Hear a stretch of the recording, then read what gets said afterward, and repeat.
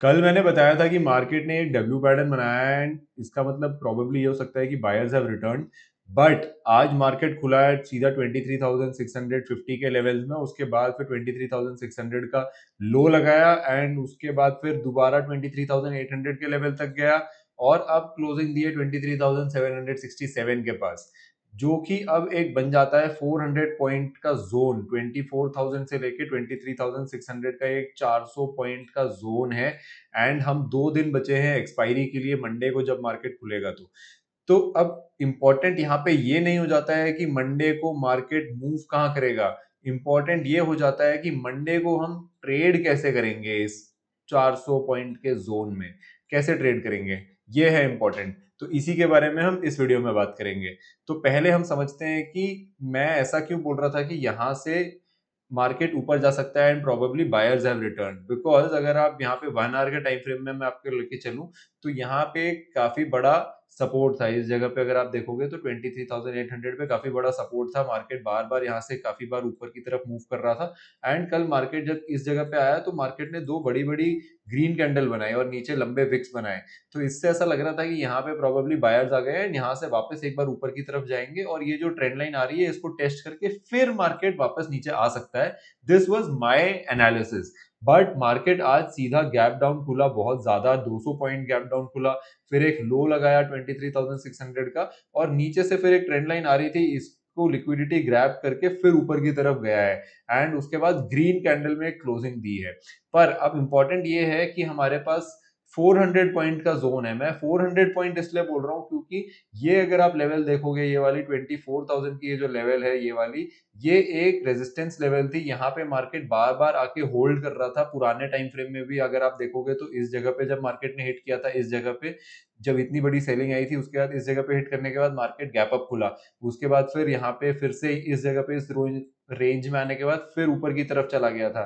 फिर यहाँ पे आया, अगले दिन फिर गैप अप खुला और उसके बाद इस जगह पे ट्रेड करने के बाद अगर इसको सबको हटा दूं मैं और आपको ये दिखाऊं तो फिर ऊपर की तरफ चला गया था, एक बार हाई भी लगाया यहाँ पे 24,360 का। तो ये सब जो ग्रीन कैंडल बन रही थी यहाँ पे, ये इसी जोन में बन रही थी। 24,000 के जो साइकोलॉजिकल लेवल था इस जोन में बन रही थी। तो अब यहाँ से मार्केट ने इस जोन को ब्रेकआउट किया पहले नीचे की तरफ एंड यहाँ से ब्रेक डाउन होने के बाद ये एक अब रेजिस्टेंस की तरह काम करेगा हमारा जब भी मार्केट ऊपर जाएगा, और ये नीचे एक सपोर्ट की तरफ काम करेगा। मैं ये नीचे दो लेवल इसलिए बना दिए क्योंकि हम 2 दिन पास आ गए एक्सपायरी के, मंडे और ट्यूसडे। ट्यूसडे को मार्केट एक्सपायर हो जाएगा, मतलब वीकली एक्सपायरी हो जाएगी ऑप्शंस की। तो उसके बीच में हमें देखना है कि हम पैसे कैसे बना सकते हैं। क्यों? क्योंकि दोनों साइड जब मार्केट मूव कर जाता है, अब आप सोचो कि यहाँ पे रेजिस्टेंस है, यहाँ पे सपोर्ट है। अब मार्केट अगर यहाँ पे फ्लैट खुलता है तो ये बेसिकली इस जोन के बीच में खुल रहा है। अगर नीचे जाएगा तो सपोर्ट हिट करेगा, ऊपर जाएगा तो रेजिस्टेंस हिट करेगा। तो इसमें बहुत इंटरेस्टिंग हो जाता है हमें ट्रेड करने के लिए, क्योंकि आसानी होती है ट्रेड करने के लिए। क्यों?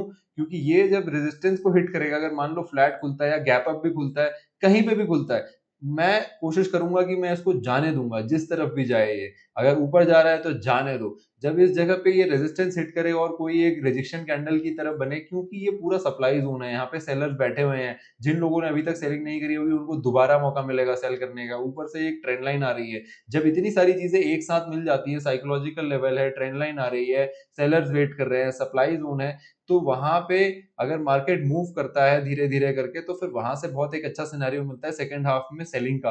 तो अगर यहाँ पे मार्केट गैप अप खुल जाता है और ऊपर की तरफ जाता है तो मैं यहाँ पे सेलिंग का सिनेरियो ढूंढूंगा और यहाँ से सेल करना स्टार्ट करूंगा। प्रोबेबली डे लो का, जहां पे भी मार्केट खुला था उसका डे लो का टारगेट लेके चलूंगा, या फिर अगेन ये 23,800 का जो कॉन्फिडेंस जोन है, ये जो सपोर्ट की तरह काम कर सकता है, ये टारगेट लेके चलूंगा। तो एक बहुत अच्छा 100-200 पॉइंट का हमें टारगेट मिल सकता है।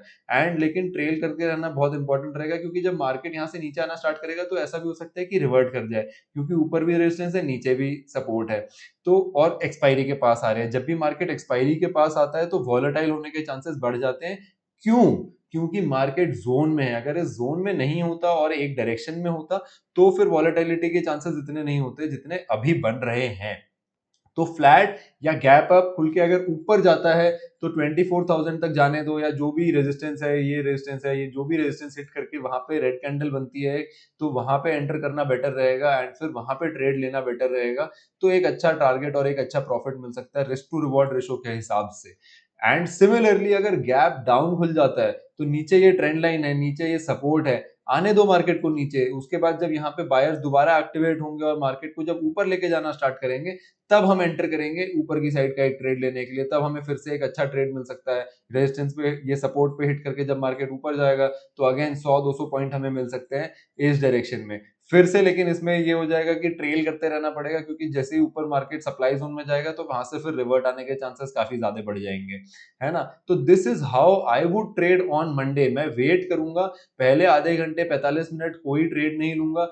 जहां पे भी ओपन होगा उसके बाद देखूंगा या तो नीचे जा रहा है या तो ऊपर जा रहा है। जहां पे भी जा रहा है वहां पे अगर एक सपोर्ट ले रहा है, नीचे की तरफ आके सपोर्ट ले रहा है, एक कैंडल बना रहा है रिजेक्शन कैंडल टाइप ऊपर की, एक ग्रीन कैंडल में बन रही है, नीचे विक बड़ा है, एक बॉडी छोटी है, यहाँ से फिर जब ऊपर की तरफ जाना स्टार्ट कर रहा है तो अगली कैंडल में एंट्री करके इसकी लो का स्टॉप लॉस लगा के एंटर करो और ऊपर की साइड का ट्रेड प्लान करो। और सिमिलरली यहाँ पे अगर मार्केट आ रहा है ऊपर की तरफ जा रहा है, सिमिलर कैंडल यहाँ पे भी एक रेड कैंडल अगर बन रही है ऐसे की साइड की, नेक्स्ट कैंडल में एंट्री, इसके टॉप पे हाई, एंड यहाँ पे स्टॉप लॉस लगा के ऐसे एक ट्रेड प्लान किया जा सकता है ना।